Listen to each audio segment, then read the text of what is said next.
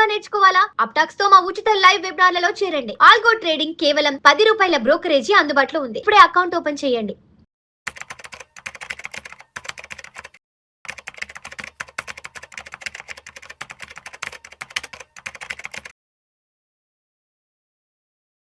So రీసెంట్‌గా ఒక నేను ఒక పోస్ట్ అనేది చూసానండి. సో ఒకప్పుడు రియల్ ఎస్టేట్‌లో పెట్టుకొని బాగా వెల్త్ క్రియేట్ చేసిన ఒక తరాన్ని మనం చూసాము. ఆ తర్వాత గోల్డ్‌లో కూడా ఇన్వెస్ట్ చేసుకొని బాగా ఆహ్, అంటే స్టేబుల్‌గా ఒక వెల్త్ క్రియేట్ చేసుకున్న వాళ్ళని మనము చూసాము. అలానే ఈ ఎఫ్‌డీలు తర్వాత ఈ గవర్నమెంట్ స్కీముల్లో అప్పట్లో 8%, 9% కూడా మనం చూసామండి. 9% ఒక టైంలో అయితే 11% కూడా వాళ్ళకి ఇంట్రెస్ట్‌లు ఇచ్చారు. అప్పుడు లోయెస్ట్ ఇన్‌ఫ్లేషన్ ఉండేది. హైయెస్ట్ రిటర్న్స్ అనేవి మనకి గవర్నమెంట్ బేస్డ్ అంటే పీఎఫ్‌లు గాని, లేకపోతే పీపీఎఫ్‌లు గాని, ఎఫ్‌డీస్ గాని ఇవన్నీ కూడా వాళ్ళు కూడా చాలా బాగా వెల్త్ క్రియేట్ చేశారు. Is it the same possible?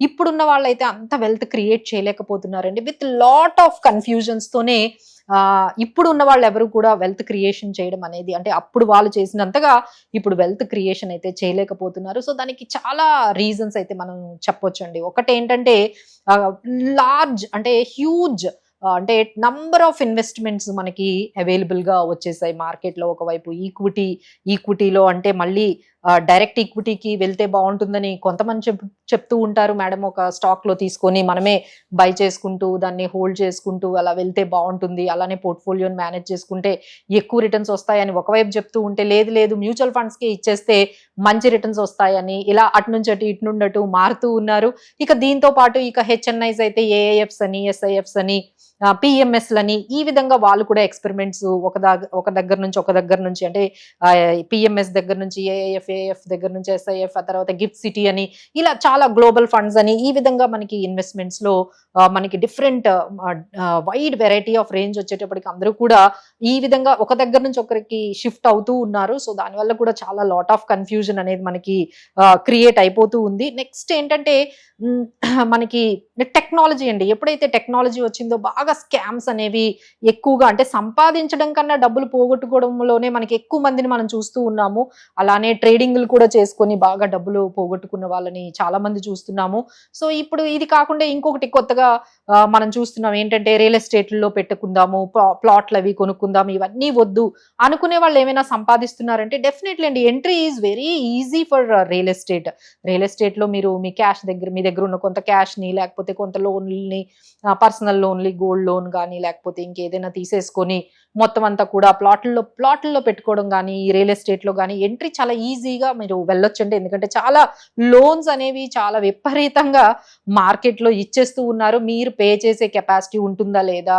మీరు ఇప్పుడు కాదు అసలు నెక్స్ట్ 1 ఇయర్ తర్వాత మీకు ఆ ఇన్‌కమ్ అనేది సర్టెనిటీ ఉంటుందా లేదా అనేది కూడా సంబంధం లేకుండా మీకు హ్యూజ్ లోన్స్ అనేవి ప్రతి ఒక్కరు ప్రొవైడ్ చేసేస్తున్నారు. సో, అందరూ కూడా రియల్ ఎస్టేట్‌లోకి వెళ్ళిపోతున్నారు.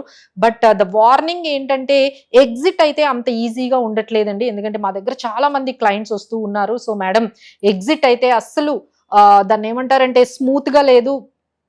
సాటిస్ఫైయింగ్‌గా మేమైతే ఏదైతే ఎక్స్‌పెక్ట్ చేసామో ఇప్పుడు జరుగుతున్నవన్నీ కూడా చూస్తూ ఉంటే అమ్మాలి అంటే ముందు బయ్యర్ దొరకట్లేదు. మంచి బయ్యర్, క్వాలిటీ బయ్యర్ దొరకాలి అంటే ప్రైజింగ్ అనేది కరెక్ట్‌గా రావట్లేదు. సరే ఇంత ప్రైజింగ్ ఇవన్నీ సెట్ అయిన తర్వాత వాళ్ళంతా కూడా వైట్‌లో ఎక్కువగా ఇస్తున్నారా? తక్కువ అంటే ఎక్కువ మనకి క్యాష్‌లో ఇస్తూ ఉన్నారు రియల్ ఎస్టేట్‌లో.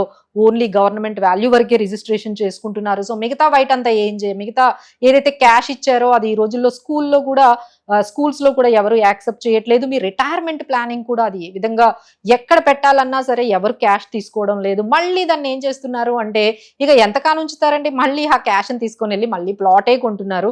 సో, ఎవరు కూడా ఆ ఎగ్జిట్ అనేది అంత స్మూత్‌గా అదైతే జర్నీ ఏదైతే ఉందో ఆ రియల్ ఎస్టేట్‌లో వెళ్ళినప్పుడు బానే ఉంటుందండి. బట్ ఎగ్జిట్ అయితే మాత్రం అది అమ్మిన తర్వాత దాన్ని అమ్మడం అక్కడి నుంచి రిటర్న్స్ తీసుకుంటే చూసేంత వరకు అంటే హోల్డ్ చేసినంత వరకు యూ కెన్ ఫీల్ నాకు 2-3 కోట్ల ప్రాపర్టీ ఉంది అని మీరు ఫీల్ అవ్వడమే తప్ప ఎండ్ ఆఫ్ ది డే అది మనకి ఎంత ఉపయోగపడుతుంది, దానికి లిక్విడిటీ ఉండదు, దాన్ని ఏమైనా అమ్మాలి అంటే ఈజీగా ఉండదు. ఆ మనీ వచ్చిన తర్వాత అదంతా కూడా క్యాష్‌లో వస్తుంది. సో, మళ్ళీ మీరు ఆ పర్టిక్యులర్ సైకిల్‌లోనే వెళ్తూ ఉన్నారు. So, these are all issues. అలానే కొంతమంది మేము చూసిన కొంతమంది ఏంటంటే ఎక్కువగా అప్పులిస్తూ ఉన్నారండి. మేడం వీళ్ళు మనకి రూపాయి ఇస్తున్నారు, ₹2 ఇస్తున్నారు సంవత్సరానికి. సో మీ మ్యూచువల్ ఫండ్స్ కన్నా స్టాక్స్ కన్నా మంచిగా గ్యారంటీడ్గా అసలు వీళ్ళు 15%, 20%, 24% మాకు వర్కౌట్ అవుతున్నాయి ఇందులో పెట్టడం కన్నా. బట్ నవ్వే డేస్ చూస్తున్నాం కదండి, ఎవరు కూడా తీసుకునేటప్పుడు అయితే చాలా హ్యాపీగా మనీ అనేది తీసుకుంటున్నారు.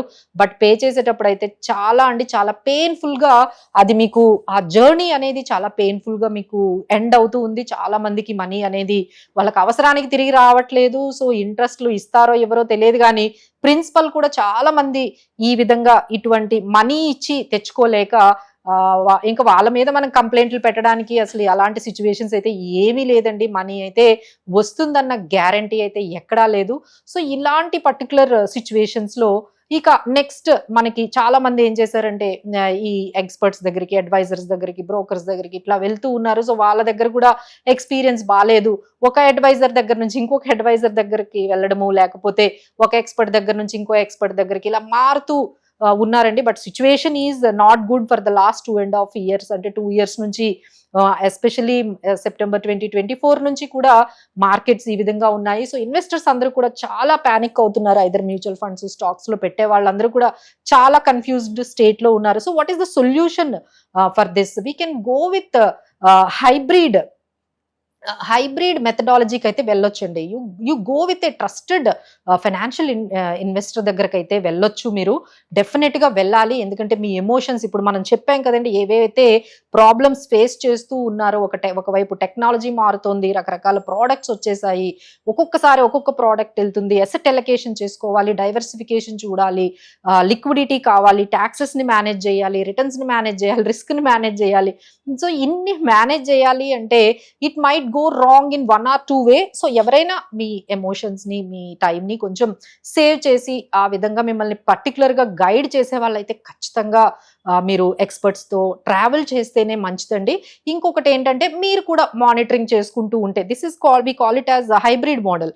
హైబ్రిడ్ మోడల్ అంటే ఏంటంటే మీరు ఎక్స్పర్ట్స్ దగ్గరికి వెళ్ళాలి, వాళ్ళ అడ్వైస్ తీసుకోవాలి, మీరు కూడా మానిటరింగ్ చేసుకుంటే this is going to be, అంటే మీ ఎఫర్ట్స్, వాళ్ళ ఎఫర్ట్స్, ఇద్దరు ఎఫర్ట్స్ కానీ క్లబ్ అయినట్లయితే definitely you can create wealth అండి. So we're there to help you. ఎవరికైనా హెల్ప్ కావాలి అంటే we're here to give your clarity for your confusion. ఎందుకంటే ఈ టైంలో ఎప్పుడు ఇంత, అంటే మేము ఆల్మోస్ట్ ఈ ఫీల్డ్లోకి వచ్చి 15 years అయిందండి. ఎప్పుడు కూడా ఇలాంటి కన్ఫ్యూజ్డ్ స్టేట్, అంటే ఒకవైపు ఇన్ఫ్లేషన్ పెరిగిపోతుంది, ఒకవైపు ఇంత అన్సర్టనిటీస్ ఉన్నాయి, వార్స్ ఉన్నాయి, సో ఒకవైపు పర్సనల్ లైఫ్ అన్సర్టైన్ గా ఉంది, ప్రొఫెషనల్ లైఫ్ కూడా, ఇన్కమ్ కూడా ఈ ఇయర్ వచ్చినట్టుగా నెక్స్ట్ ఇయర్ వస్తుంది అనేది అసలు గ్యారంటీ లేకుండా ఉంది. సో ఇలాంటి అన్సర్టైన్ టైమ్స్ అయితే మేము ఎక్కడా చూడలేదు. అంటే ఒకవైపు ఇన్కమ్ పెరగట్లేదు కానీ ఎక్స్పెండిచర్ అయితే 20-30% పెరిగిపోతూ ఉన్నాయి. So managing finances is really getting a very challenge nowadays అండి. So don't make much experiences and much experiments అంటూ మీరు చేసుకుంటూ వెళ్తే ఉన్న మనీ కూడా పోతోంది.